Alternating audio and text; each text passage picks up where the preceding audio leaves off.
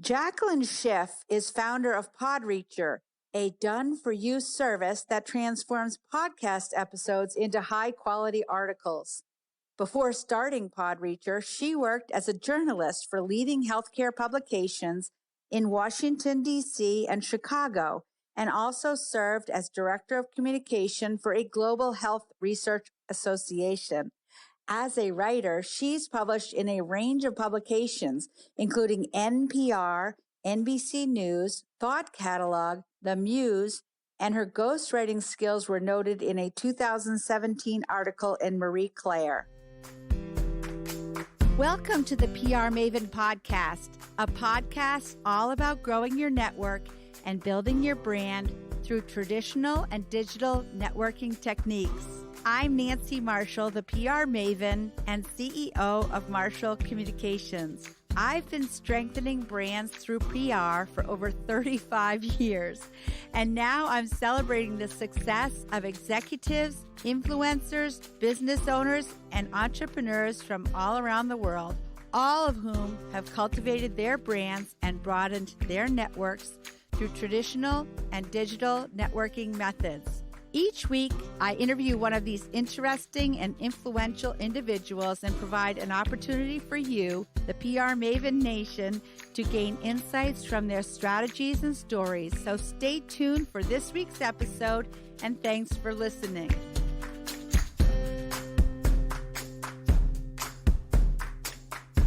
So Jaclyn, to kick things off, tell us about your career and how you got into it in the first place. Thanks, Nancy. Well, I'm really honored to be here with you. I think I met one of your colleagues at Podcast Movement, and that's how I first learned about you in the podcast, and have really enjoyed it over the last couple months. But so, yeah, in terms of my career, I have a pretty varied journalism and communications background. I started off as a journalist in Washington, D.C., actually covering global health issues. So we're speaking in the midst of a pandemic. And so it's a really interesting time to, have had that as sort of part of my career trajectory and to be seeing what's going on around us. But so that's kind of where I got my start. From there, I moved to the sort of PR communications realm and was director of communications for a global health research organization. And so I've been on sort of, I like to say, both sides of the press release, which, gives me, I think, a unique perspective when it comes to communication. All the while, I've been a big podcast lover, for different professional reasons. I've created podcasts over the years, but have always, just enjoyed listening to podcasts and have learned so much from doing that. About 2 years ago, I had been freelancing and just kind of doing general content strategy for a while and knew that I wanted to start a business. I've always had a bit of an entrepreneurial drive and wanted to do something with podcasts. The industry was maturing. I've always, as I mentioned, gravitated towards it as a listener and started looking at what different podcasts were doing that were helping them stand out. So specifically looking at the marketing of podcasts. And from taking a look around at what, the folks that were really succeeding were doing compared to sort of everyone else. I mean, there's a few different things, but one of the main things was they were repurposing a lot of their content. Having a journalism background, I know that anytime you interview someone, that could be the foundation of really great written content, especially if you get some insightful answers. And so I basically approached a few podcasts that weren't doing this, but, they were creating the type of content that would lend itself really well to being taken from the audio realm into the text realm. So basically turning a podcast episode into an article, and approached a few different podcasts and, pitched the idea and ended up working with a few of them just based on that cold outreach. And as I say, that was about almost 2 years ago now. And so we've grown the business from there. And that's all we do.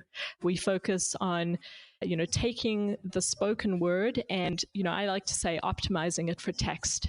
So we're not creating a transcript, but we're creating a meaningful piece of shareable, readable content based on your podcast content. And we could talk about different reasons that you might want to do that. Yeah, well, I think that segues nicely into my next question about a how-to tip for PR, marketing, social media, or personal branding. And obviously, you're taking podcast content and optimizing it for search. So I don't know what your best how-to tip would be, but certainly search engine optimization must be part of in a roundabout way, part of your service. Yeah, definitely. I mean, SEO is a huge draw. And so obviously you can't have good SEO without having good text attached to a page. And so when people are creating a podcast, a lot of times, they're putting so much effort into the production of the audio content. And as much as Google has done a lot recently to make, to kind of unlock the search value of an MP3 that's an audio file, obviously text has 20 years on audio. So what we do is, we'll take the audio of your content. I mean, ideally, when you're thinking about podcast SEO, it starts when you're planning your conversation. So you're thinking about keywords, you've done the keyword research even before you have the conversation and are creating the content for the podcast. So that's ideally where you start. We can then talk to podcasters about that SEO keyword research and incorporate that strategically in different parts of the article that we create based on your audio. So that's where we do, that's kind of how we think about SEO. My approach to SEO has also been always to think first about the reader. There's obviously various tactics when it comes to where you place keywords. Is it in the subhead, and different things you can do with the metadata, and we do consider all of that. But I think primarily we're writing for people. And, our goal is to focus on drawing out the most valuable information from an interview, which often means discarding a lot of the information from a conversation and just really distilling the most important parts. And, so that's the number one thing we keep in mind when we're thinking about SEO.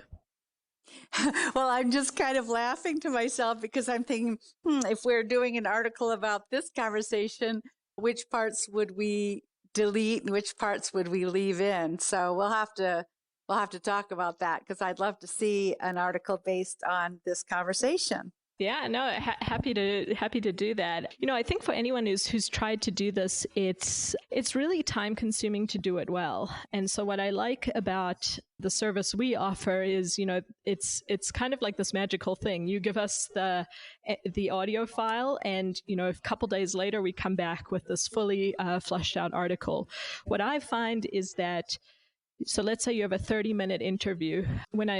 So a lot of the writers I work with, we've discussed this and tested different things. You end up only using about 30% of that conversation when you're focusing in on the most interesting parts. For example, in this conversation, spent a lot of time, discussing my background and whatever. And I think that's interesting to listen to in audio, but thinking about turning this into an article, that's probably only going to be a sentence or two. Because, as we get into the tips and tactics now, that's really, what listeners and what readers want to consume. Right, exactly. And so that leads me to the question is, what is your best how-to tip? Something actionable that our listeners can take away from this podcast today and do for their PR, marketing, or social media? Yeah, so I think my number one thing is, I think it's tough to have good marketing in 2020 if you don't have a really solid repurposing strategy. So we primarily work with podcasts that are using, podcasting as a centerpiece of their content strategy. And we kind of like to think about it in like three different ways, right? So there's and when I describe the way we're thinking about it, I'm meaning that as a tip of how to effectively take audio and optimize it for text. And so there's three things to consider. The first is, it's a journalistic endeavor. You want to accurately portray what was said in a podcast conversation in text. So, there's that accuracy, and there's, making sure your facts are right. A lot of times also people don't write the way they speak. So a lot of times in a conversation we will misspeak or misstate facts or something. That's something to, watch out for. And you always want to kind of fact check what people are saying. That goes from anything from cleaning up quotes to again, like if there's a percentage or something, you want to just track down and make sure the information is accurate. But the second layer, which is really important and which I think is harder to do, is there's a content marketing piece. When you create a podcast, you're trying to reach a really specific audience. And so when you're writing up an article based on a podcast conversation, I think you want to have a really good sense of who your audience is and what they can gain from the conversation. And so that's stuff we're thinking about. I'll give you an example. So we work with a podcast it's actually a podcast recording software, very similar to what we're using in this conversation to capture this conversation. And they obviously do marketing by using a podcast. And so they interviewed a guy that runs one of the major podcast conferences. So they did this interview and, they're talking about how he brings people together, how he's really important in the podcasting industry. So when we turned the audio into an article, we were thinking, okay, how do we position this for the audience? What's going to make it enticing for them to read? And in the interview, they didn't say, hey, like this is the podcast industry super connector. But as we were thinking about the content of the conversation, we were like, this is the podcast industry super connector. So we use that in the headline. Now, and so you want to look for opportunities like that. Now, what that does is obviously he sees the article about himself. He's being called a super connector. So he's obviously incentivized to share that. And, it's just like a catchy buzzword. So it's also something that people want to click on and read more about. And so that's an example of like bringing a content marketing lens to it. Yeah, I like that too, because, as a podcast host myself, I want to grow my audience and grow my network. And actually, that's kind of the whole premise of this podcast, is how people can grow their brand by growing their network, both online and in person. And I believe people need to do both. They need to do in-person networking as well as online. Yeah. And actually, the fact that you're here today is an example of that, because, you and Greg Glynn from my team met each other last summer in Florida at a conference. I think it was in Orlando, right? Yeah. Before we were all social distanced. Yeah, exactly. I know. And believe me, I am so eager for all the social distancing to be behind us, because I really enjoy in-person networking. I know. But in any case, so you met Greg, and then he connected with you online, and then he introduced you and me to each other. And so, but I can see exactly how this works. Like, you and I have this podcast conversation, then you would write an article about it, and then you would be motivated to share that article with your audience, and I'd share it with my audience. And then that helps grow your audience and my audience, because we kind of like, I give you some of my people and you give me some of your people.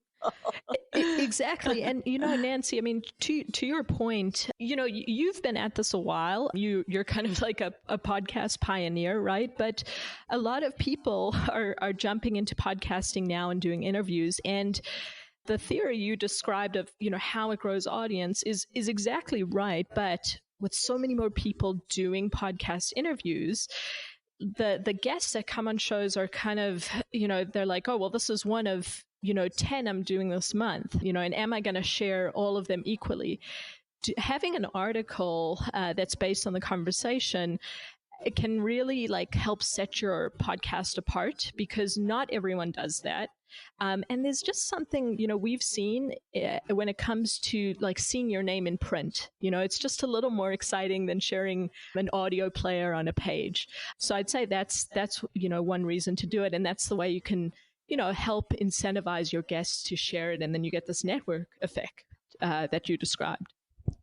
Well, it's so funny that you say that, because certainly when I have an 86-year-old mother who is not technologically oriented at all. So, if I show her a newspaper or magazine article about me, she's very, very impressed. Right. But when I say, oh, and I have a podcast, and, I've had a podcast a long time now, and she's still like, what's that? She does not at all recognize or understand the significance that I have this award-winning podcast. So I hear what you're saying exactly about seeing your name in print has gravitas. There you go. That's exactly the word. Yeah. Well, so that's a very good piece of advice is I think repurposing content. And, if you take the time to create either audio or video or print, whatever you create, look at all the ways you can break it down and into chunks. I've heard the expression, there's cornerstone content, and then there's cobblestones, and you can have so cornerstone content. This podcast is my cornerstone, which is all about building your brand and building your network. And then, the cobblestones, what I do is, or my team actually breaks it all down into tweets, and we continually are tweeting out sound bites. And we also create postcards. You'll be getting a postcard in a frame in the mail that you can display in your office. So that's another thing we do. And we break it down in a whole variety of ways. But this article that you're talking about would be yet another way. And let me ask you, do you usually include a photograph or graphics with your articles too to illustrate them? So, I would certainly recommend doing that. We are primarily just text-based. We're hyper sort of focused on that. And so we find also we're often working with teams. So we were often working with small businesses and startups that usually have sometimes a marketer and even a handful of content people in-house. They usually have a designer, and we're sort of just supplementing what that team does. So we don't technically do the graphics, but I certainly would, recommend that people do that. Absolutely. Yeah. Infographics, I think, are a really good way to communicate messages these days. And we've had fun in my office creating a lot of different infographics. I like infographics. And another thing I like is what we call listicles, which are lists of 10 things or 3 things or whatever. But exactly. I love that as well. And so I think to, display that graphically is absolutely an excellent idea. But here's another way to think about, podcast repurposing, with your listicle idea. So let's say, you've done a lot of these interviews. Something you might consider is you will talk about tips and best advice and tools and stuff like that on each episode. Once you have, let's say, 20 or 30 under your belt, you can pull out. So let's say tools that further your business or tools that help your business grow. You could just pull out from each interview that one and create a listicle based on 20 different podcast interviews. So that's one way to think about it. But yeah, I really like the idea of aggregating various different pieces and pulling it together into one pillar piece of content. Although I do like your cobblestone cornerstone expression. Yeah.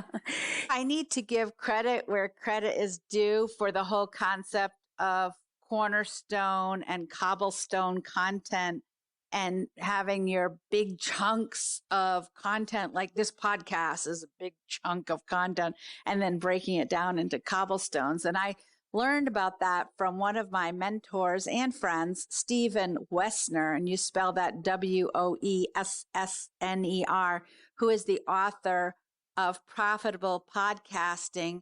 And he also owns an agency called Predictive ROI. And he also is the host of the Onward Nation podcast, which is quite well established and listened to in 120 countries around the world. So yeah, I'll definitely introduce you to him. I think he would be a a good contact for you, Jaclyn. And he was on episode number 11 of the PR Maven podcast, if anyone wants to go back and listen to that episode. Oh, that sounds great. Yeah, I'd certainly appreciate that. So how do you measure success in what you do with PR, social media, and marketing and repurposing content?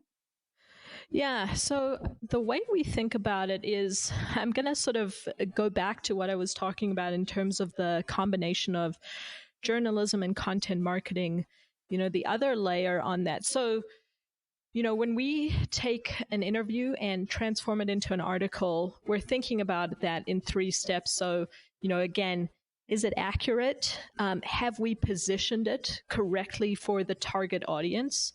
And then the third layer of that, which I probably mentioned before and then got away from describing, is, the other aspect of what we're doing here is ghostwriting, because a lot of the content we produce is ghostwritten for the podcast host. So what I find is that people that gravitate towards podcasting, they do it because they like talking and they're good talkers. They don't necessarily want to be doing the writing. But what's nice about the podcast format is you get a sense for how a person, for a person's personality and how they put themselves forward in the world. And so it's actually a really great way to figure out, like, what's the tone and what's the voice we should use in the writing, because you're hearing them in natural conversation. And so those are 3 things we think about with each piece that we create to see if we're creating a really good piece of content, and we're looking at that and it's in conversation with our clients. I think I probably frustrate a lot of data people because it's not like a strong numbers driven metric or something like that. But it's something that I find the more we talk with our clients about and we talk internally about, we come up with kind of a perfect formula for each client and each podcast by thinking about those 3 buckets. Okay. And tell me what the 3 buckets are again, Jaclyn. Yeah, so it's journalism. Are we true and accurate to what was said in an episode? Have we, accurately taken it from audio and turned it into text? And then content marketing is the positioning of it. Is this appealing and interesting to the target audience, to the people that you want to reach? Is your messaging going to resonate with them? And again, it comes down to word choices, tone, and just using the sort of buzzwords and catchphrase that will catch their eye. Because as you know, Nancy, there's a lot of content out there. And so unless you're really paying attention to these details, it's not going to hit, that you're not going to be able to stand out without thinking through some of these aspects. And then the third piece is ghostwriting, which is the piece accurate to how someone wants to express themselves in the world? So, one of the things we do when we onboard clients is we actually have a form where, we ask different questions that will sort of get at this. And a lot of times we're dealing with folks that, again, like to talk and don't necessarily like to write. So, for example, a question that we ask is the content that we produce for you, what publication should it sound like? Should this be something that would appear in like a Forbes or an Inc. magazine? Or should it be something like a Harvard Business Review, which is a little bit more highbrow? Or are you trying to appeal to millennials? Is this something that would be in something like the Hustle newsletter, which is a newsy, very millennial first kind of publication? So by asking questions like that, we can get a sense of, what is the tone you're trying to convey? And then do you actually pitch or place an article in those publications, or is that contingent on the client's efforts to pitch and place a publication in a publication? Great question, because that's a strategy that I really like and I think is underutilized by a lot of people that are creating podcasts is exactly what you said, to take articles and, rather than publishing them only on your own website, is to publish them, in the press, in blogs, industry publications, and outlets like that. That's not part of our core service, and again, it's because we're typically working with folks that have a PR person or a marketing person in-house. And I think it's really valuable for them to establish those relationships with editors and people in the press. And, we definitely have those conversations and kind of coach them through it, but it's not part of our service where we secure placement. But what we can do is if you say, hey, I have a column in Forbes and which I do, by the way. Right. And a lot of the folks that we work with, publish in Forbes and places like that and say, so I want this for my Forbes column. We can certainly tailor it for that publication. Cool. That's awesome. I really think that, your service is invaluable, and I can see how it totally will amplify the impact of a podcast. So how do you boost discoverability overall of a podcast, Jaclyn? Yeah, well, I think there's a lot of ways to do it. And so what's interesting, Nancy, is so again, it's pandemic, we're all kind of quarantined to our homes. And, the last 2 years that I've been working on this business, I've been supporting podcasters, but I haven't actually been creating a podcast of my own. I've done that in the past, but it's been a couple of years. But I happen to have a good friend who's a cardiologist in Atlanta who is treating some of the most high-risk patients with COVID-19. And, she's just someone I talk to, in my personal life. And obviously when this all came up and she, was seeing patients who have like underlying heart conditions and now they have COVID, I was concerned about her. It's, just a scary, worrying time. And we were having these private conversations where, I'd ask her like, what is it like, and about her own anxieties, kind of, just the experience of being a doctor during a pandemic. And I said, hey, you know what, why don't we make a podcast about this? And so we are doing like an 8-episode series, and it's been really nice for me to get my hands dirty with making a podcast again, because I am thinking through all these different pieces that, clients and people in podcasting are thinking about all the time. And so there's a ton of ways to market it. And we've spoken a lot about repurposing in this conversation. But one thing that I think is so underused and podcasters often neglect is, you're thinking about, how am I going to make it new and noteworthy on the Apple charts? You're thinking about, maybe being mentioned on other shows.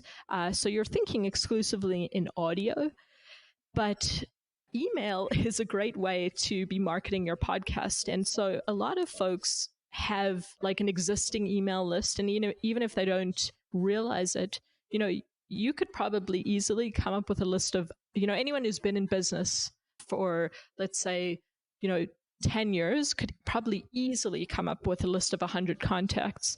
And I find that a lot of people just don't think about when they're launching a show or even when they have new episodes, sending an announcement to that list. So I really like that as a strategy of letting people know about your podcast.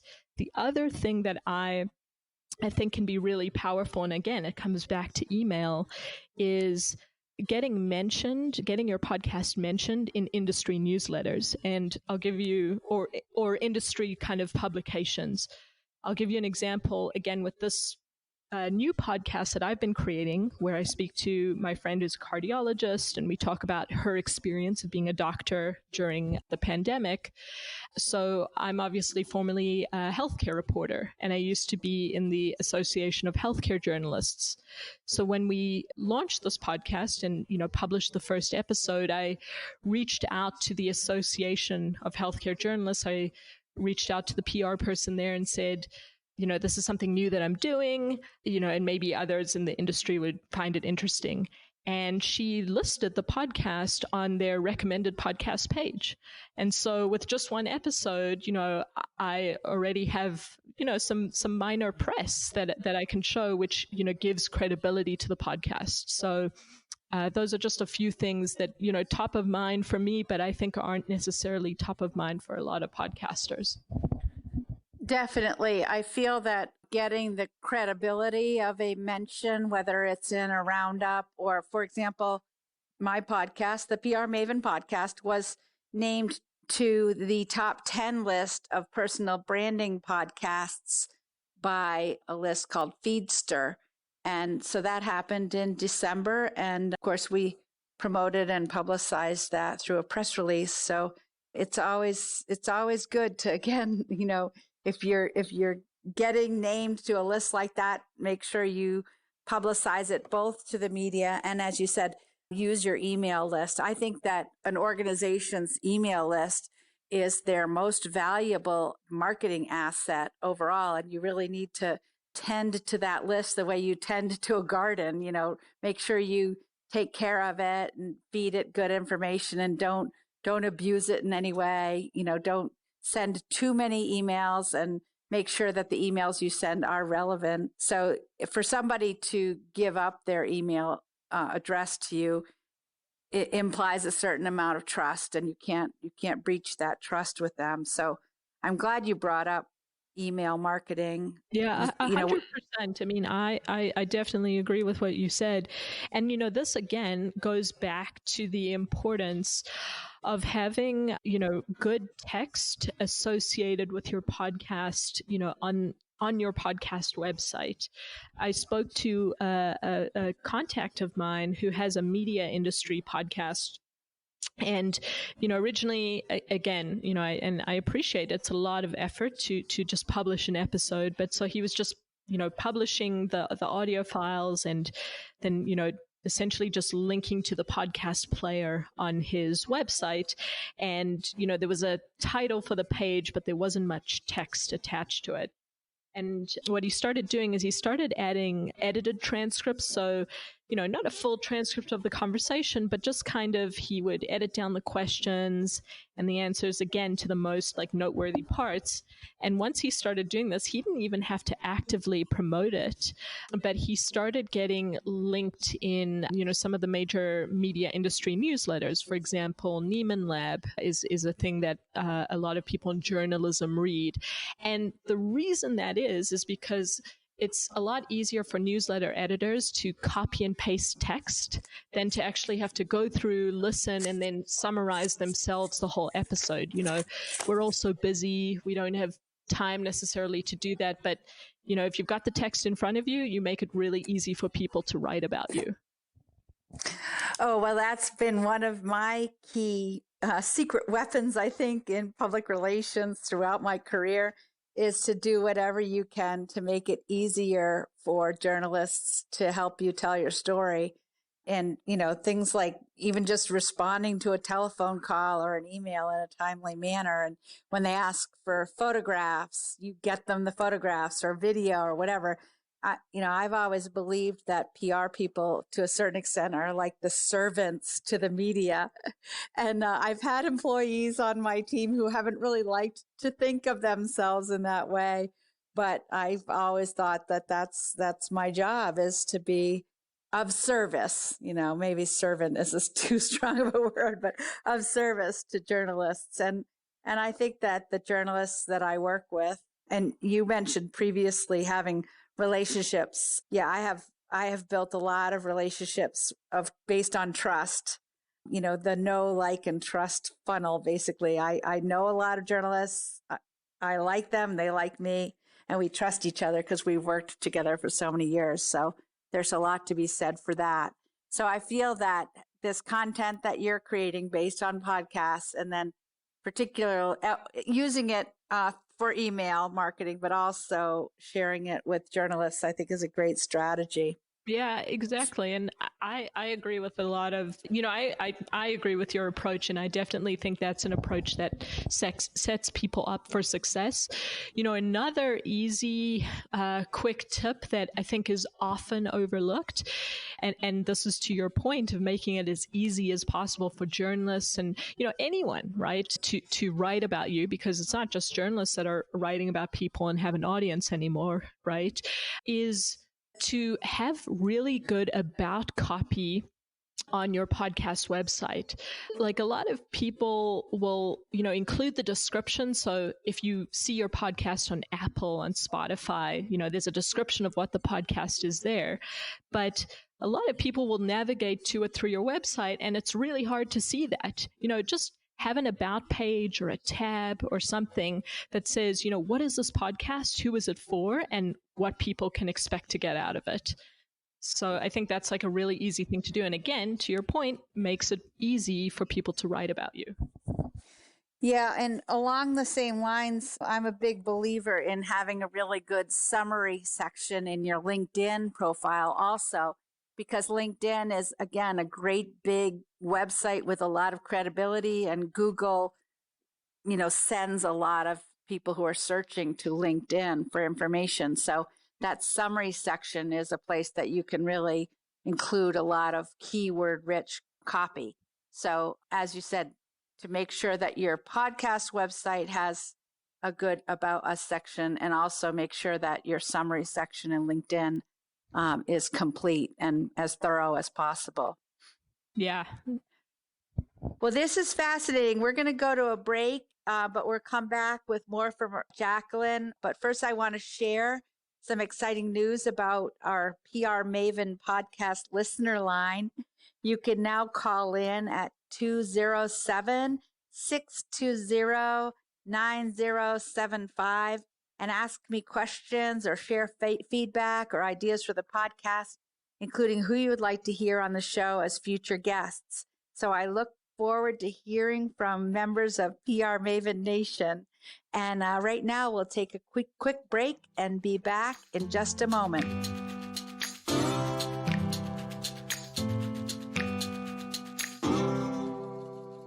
This podcast is all about growing your network in order to strengthen your brand.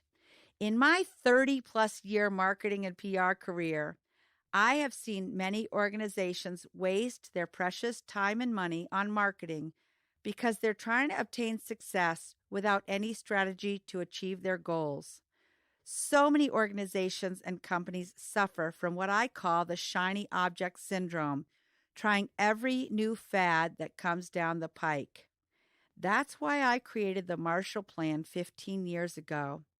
We have done over 100 of these plans for clients, helping them to get out of their day-to-day routine to identify their goals, solidify their brand story, focus in on their ideal customer avatar, analyze their strengths, weaknesses, opportunities, and threats, and create a realistic budget and measurement dashboard. We create the Marshall Plan collaboratively with our clients over the course of 3 months. We have a 65-step process to create a highly customized, actionable plan. And it's not like we come in and say, we are the consultants from away and we know everything. Instead, we come in and say, let's sit down at the table with your leadership team and we'll bring our expertise in what's working in PR and marketing. And our client team brings their knowledge of what's working in their organization. And together, we come up with a really amazing plan. For many, it's been a transformative process. I have watched how teams have come together and their faces light up because they have such a sense of accomplishment and they're so excited about the future of their organization. We help our client figure out the best way to implement the plan, sometimes using people within their organization and sometimes with our help. We would love to chat with you about how you can expand your network and achieve your marketing goals with a Marshall Plan. Go to marshallpr.com/Marshall Plan to learn more about the process, Or better yet, send me an email at nancy@prmaven.com and we'll set up a time to talk and get started. And now back to our conversation.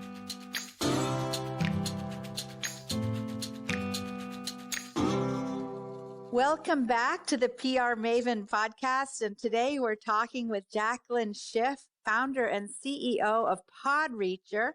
And I want to dive right back in with more questions for Jaclyn. How do you recommend repurposing a podcast, Jaclyn? I feel like we as podcasters put so much effort into creating these podcasts, and then your whole idea of repurposing is a really great way to leverage all the effort you've put into it. Sure, Nancy. So I'm happy to sort of provide the high-level overview about how we do it and certain things in the process that can make it easier for folks who want to do it themselves. So the first step is we take the audio from a podcast and get an AI, artificial intelligence generated transcript from it. And there's two tools that I recommend. I really like the interface of a tool called Temi. It's TEMI.com. And, it's really easy. You just load up the audio in there and literally within 5 to 10 minutes, it spits out a transcript that's about 80 to 85% accurate. It's not formatted quite right, but, it's pretty far there. And for our purposes, it's good because it lets you, it's an easy way to grab the quotes that you want. And so what our writers will do, and what I think anyone should do who wants to do this, is to listen to the episode. And again, with your target audience in mind. So if you're trying to reach business owners, if you're trying to reach, graphic designers, whoever it is you're trying to reach, you're listening to the interview and thinking about what are the steps and tactics that would be most useful for them? What are they going to find most interesting? And so we'll listen to the full episode, highlight and pull the quotes that are most interesting. And then it's all about, organizing the piece in a way that is, again, going to be interesting to read and most appealing to the reader. The thing I always tell writers is you have permission to, move things around and change the order of this. Because again, what sounds good in audio isn't necessarily what's going to work well in text. So sometimes something that someone said at the very end of an interview might actually be in the first paragraph of the article you end up writing about it. And so that's kind of an overview of our process. I always say to people, whenever writing content, the secret to great content, whether it's audio, text, visual, anything, is edit, edit, edit. You never want to publish your first draft. And so, for us, we always, the writer works on it, and then my managing editor will take a look at it. And the editing stage is also where you can think a lot about, again, that positioning. What are the words that we can include in the subheadings? What are the best headlines that we can give this that are going to want to make that are going to make it appealing to the people that we want to read it and notice our content? Well, I think you make several good points here about how there is really a difference between a good article and just a transcript. And evidently this Temi.com produces a transcript, but the value of having writers and editors who do go through the content and figure out how to organize and arrange it in an article so it's really readable and probably you put the most compelling and interesting points at the top or close to the top of the article, because that's where people are going to get hooked or not. Exactly. When they're reading. And again, a lot of times you are probably only using about 30 to 40% of the conversation. That's really the, distilling it down to the essence. And so there's a lot that you won't use. So that's another thing to keep in mind. Aside from Temi, another tool that people might want to look at is Otter. That's OTTER. Also produces these, AI generated transcripts. I mean, there's a few that do this, but those are the two that I really like. Cool. I'll check those out. Those both sound really useful. So most successful people have a network of fans and followers, either online or in person or both, Jaclyn. Tell me how you have built your network of fans and followers. Has it been a conscious goal or has it happened on its own? So I think there's two types of people in the world. There's the people that hear the word networking and like just bristle, and there's other people that just embrace it and, like the concept, and I think kind of intuitively come to it. And I think I'm more in the second camp. I like meeting people. I like to understand people's stories. That's originally I was a journalist, and that's what drew me to journalism is, I'd like to have an excuse to talk to people and ask questions. So I think for me, it's happened somewhat organically.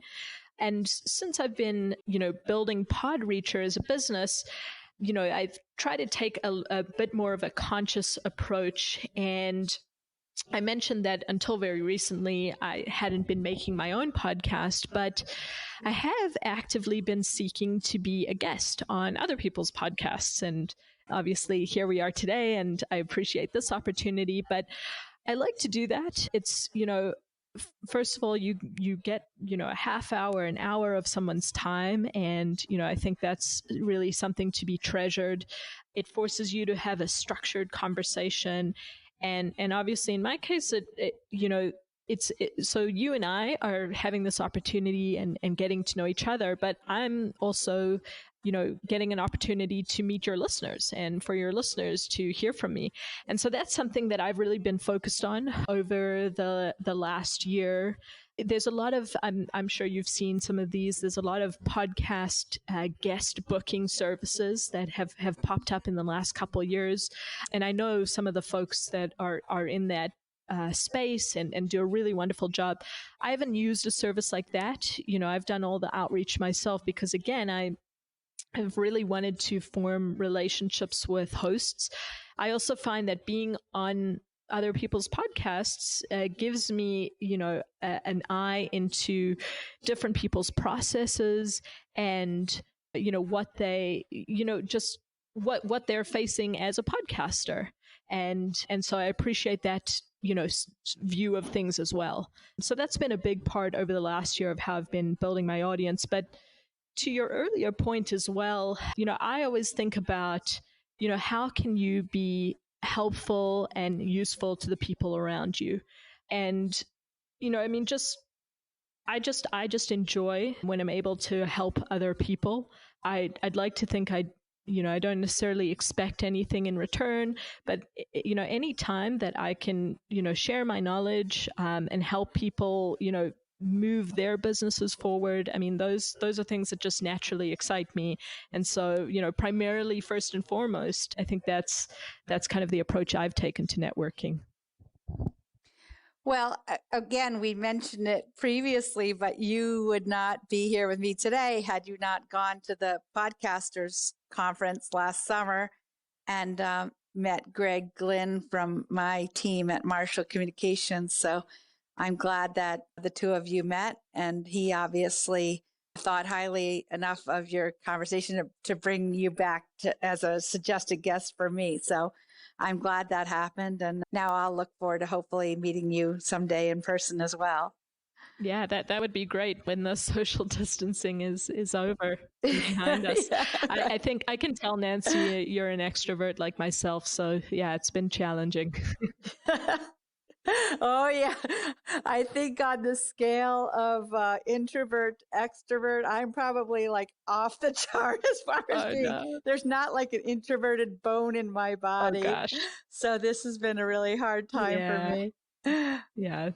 But I've been getting a lot of things done, like a lot of nerdy things like organizing the file folders in my desk drawer and putting labels on them. And I always think of it, it feels like playing school. When I was little, I used to play school a lot and do things like, organize papers. And that's how I feel like these days when I'm alone in my home office. Oh, man. I wish school. I had that desire to organize Chip, but unfortunately I didn't get that with the extrovert gene or something. So, but that does sound very productive.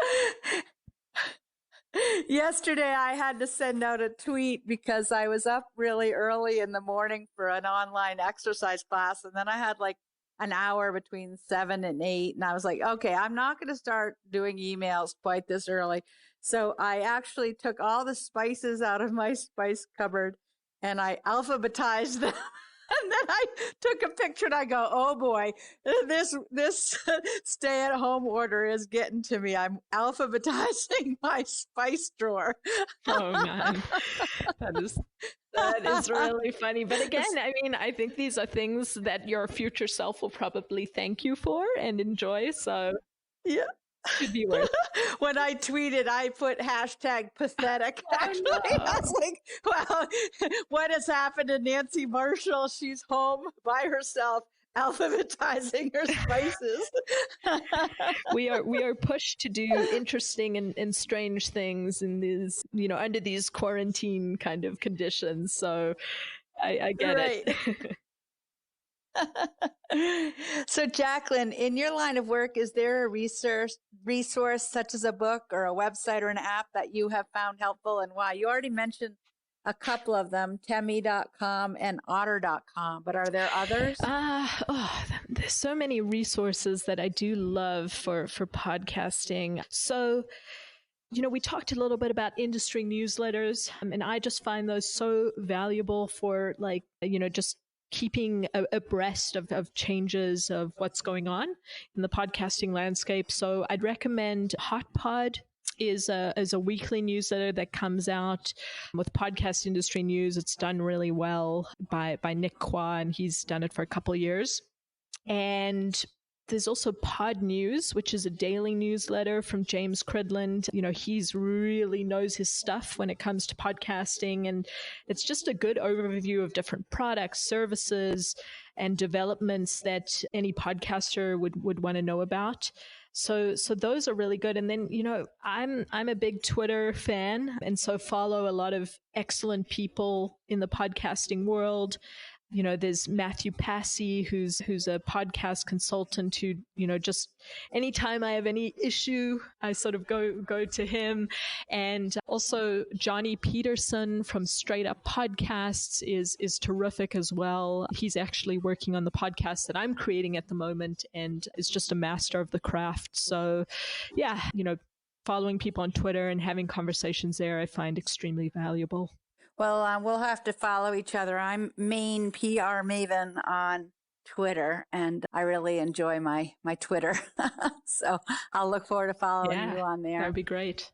So is there a parting thought you'd like to share with PR Maven Nation today? I'm trying to think of that one. There's so many things that we touched on in this conversation. And, I think the one thing I just share is, again, to the point of repurposing. And I think we really discussed this at length during this conversation, but, that needs to be a part of your marketing strategy. So whether it's repurposing the way we discussed here or not, there's so many different ways to repurpose. It's sort of like the low hanging fruit. If you have a marketing asset, make sure you're optimizing it for the various other channels where your audience could be. So that's my thought. That's my business is obviously premised on that idea. It's something I really believe in. There's so many opportunities for efficiency. And, I just encourage people to think about how they are repurposing their best content and what opportunities there might be to do more of that. Well, I definitely agree that, basically your podcast becomes like your platform, and you need to be sure to, as we said previously, leverage all the time and effort that you put into creating this platform. So I think that repurposing it and breaking it down, as we said, into cobblestones also makes a lot of sense. So Jaclyn, what is the best way for members of PR Maven Nation to get in touch with you? So, our website, I always direct people there, is podreacher.com. Like I said, I'm a big Twitter user. So my Twitter username, and I forever, curse the day that I decided to use an underscore in the name, but that's what I did. And it's been more than 10 years. So it is what it is, but it's at J_Schiff, and that's CHIFF. And Nancy, I'll also mention for anyone listening who does want to try the service, either reach out to me through the website or on Twitter. We have, a first article special specifically, and I'm going to extend this specifically for listeners of your podcast, where, we'll turn an episode of your podcast into an article for just $50, which is, it's like a fraction of the usual cost. Typically we're charging closer to $300 per piece of content. So it's a very easy way to try, and I'm happy to offer that to your listeners. Awesome. Well, I will take you up on that because I'd like to have you create one with this episode. So we'll get it started with this episode. That'll be really exciting and fun. Awesome. Well, happy to do that for you. And this has been really great, Nancy. As I said, I appreciate the opportunity very much. Well, great. And as we've said, post COVID-19, hopefully we can meet in person at some point. Yeah, that would be terrific. Great. Well, thanks for joining me, Jaclyn. And I want to thank everybody in PR Maven Nation for joining us today. And I hope you have a great day, PR Maven Nation. That's it for this week's episode. I'd like to thank you for listening. And if you feel that you've gotten value out of today's conversation, consider leaving a 5-star review on iTunes or whatever app you're using to tune in. If you haven't subscribed yet, you should do so. I release a new episode each week, and subscribing will make sure you get an alert when there's a new episode. You can also join the PR Maven Nation by going to prmaven.com/nation and clicking join. It's free, and it's a great community of like-minded individuals who are all looking to learn and grow from one another. If you have an Alexa-enabled device, be sure to add the PR Maven Marketing Minute to your daily flash briefing menu. Thanks again for listening, and have a great rest of your week, PR Maven Nation.